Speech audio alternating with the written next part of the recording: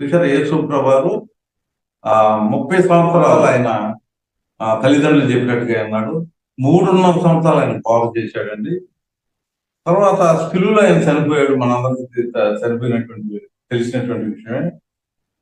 సిలువలో సైతాన్ని జయించాడు, సమాధిలో పాతాళం జయించాడు, తిరిగి లేచేటప్పుడు మరణాన్ని జయించాడు. మనందరికీ తెలిసినటువంటి విషయం. తర్వాత 40 రోజులు అందరికీ కనిపిస్తుంది.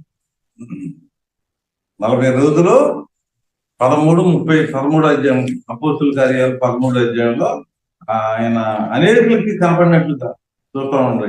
31 అండి, 32, 33 అండి, 32 నుంచి 33 దేవుడు యేసును లేపి పితరులకు చేసిన వాగ్దానం అనగా పిల్లలకు నెరవేర్చి ఉన్నాడని మేమును మీకు సువార్త ప్రకటించుతున్నాము. మళ్ళీ ఇక్కడ చూడండి 31 మనం కంటెంట్ చేయాలి. ఆయన గలిలయ నుండి యెరూషలేమునకు తనతో కూడా వచ్చిన వారికి అనేక జనములు 11 సార్లు కనబడారు. 11 సార్లు కనపడ్డాడు అనేకులు. ఏమండి, అనేక దినములు అంటే ఎన్ని దినాలు? అపోస్తుల కార్యాలు 1వ అధ్యాయంలో 40 దినాలు అనేవి రాసినట్లుగా మనం చూస్తా ఉన్నాం.